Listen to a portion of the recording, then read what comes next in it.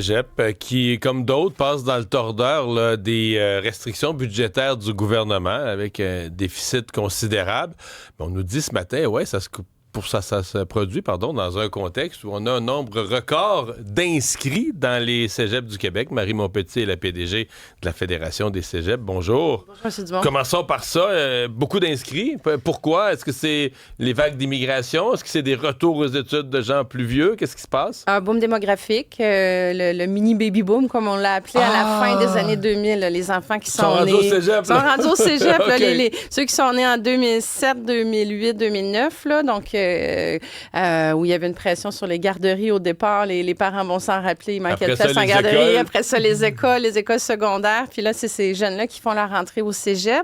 Donc, c'est un record pour les cégeps, un record de tous les temps. Il n'y a jamais eu, là, en cette rentrée 2025, il n'y a jamais eu autant d'étudiants dans les cégeps du Québec. Puis c'est une hausse qu'on voit dans toutes les régions du Québec. OK. Donc, ça veut dire que même les petits cégeps en région qu'on s'inquiétait, est-ce qu'ils auront la clientèle pour survivre, maintenir leur programme, on retourne vers le vert. Là. On a plus d'inscrits. Vraiment une augmentation partout. Donc, c'est une magnifique nouvelle, une belle nouvelle pour le Québec aussi, là, d'avoir autant d'étudiants qui font le choix de l'enseignement supérieur. Donc, il y a un boom démographique, mais ça démontre aussi que tout l'effort qui a été fait là, de valorisation de l'enseignement supérieur a réussi. Donc, l'attractivité, dans le fond. Au général et au professionnel?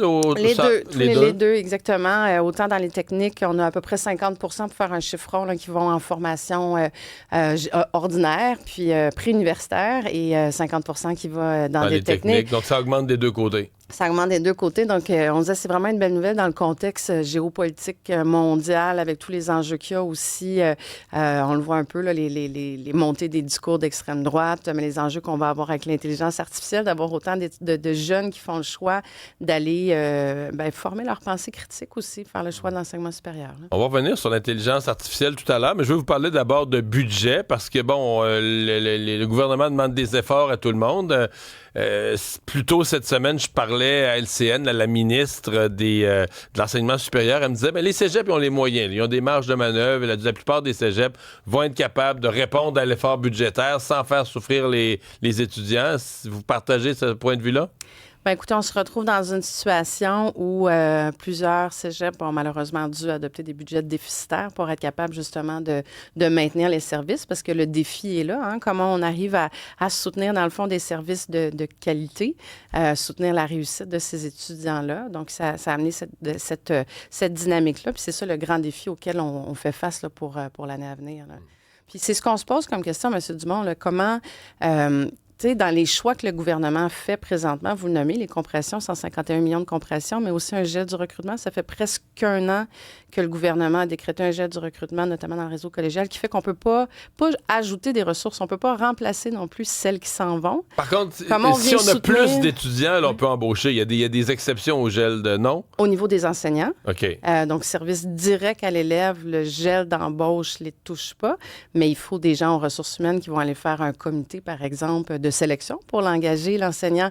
Il faut des ressources qui accompagnent l'enseignant. Plus d'étudiants, ça veut dire, par exemple, plus d'aide psychosociale. Ça veut dire des gens qui vont aller faire la grille donc, horaire pour l'étudiant. Tout ce qui est autour, on a un gel d'embauche. Là. Tout ce qui n'est pas un service direct, mais même indirect, comme je vous dis, faire la grille horaire, par exemple, pour que l'étudiant puisse aller rencontrer son aide pédagogique, c'est considéré comme de l'aide non direct, mais ça a une incidence sur l'étudiant, le fait de ne pas pouvoir le remplacer. Donc, tout ce qui est congé de maladie, départ à la retraite, congé de maternité ne peut pas être remplacé. Donc, on a plus de 500 postes à l'heure actuelle qui sont vacants dans un contexte de 5 de hausse d'étudiants. Donc, c'est pour ça qu'on se demande, comment les choix du gouvernement vont nous aider à soutenir cette réussite-là présentement. Donc là, tous les efforts sont déployés partout pour être capable de bien répondre aux besoins d'une cohorte aussi. Puis je le nomme, c'est quand même la génération COVID là, qui fait son entrée au cégep cette année.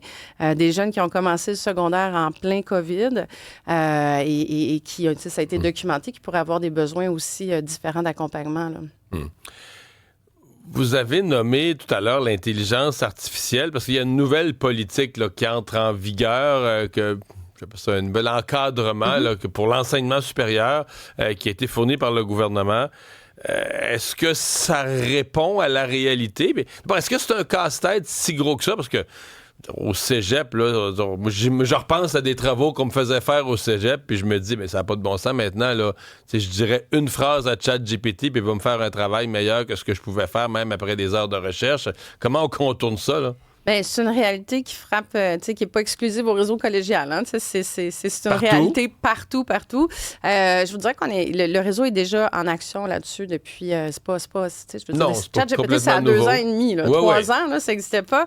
Donc, il y a des politiques qui ont été mises en place. La Fédération, on accompagne aussi le réseau collégial à ce niveau-là, d'avoir des discussions avec les étudiants, de bien s'entendre sur dans quel contexte aussi ça peut être utilisé.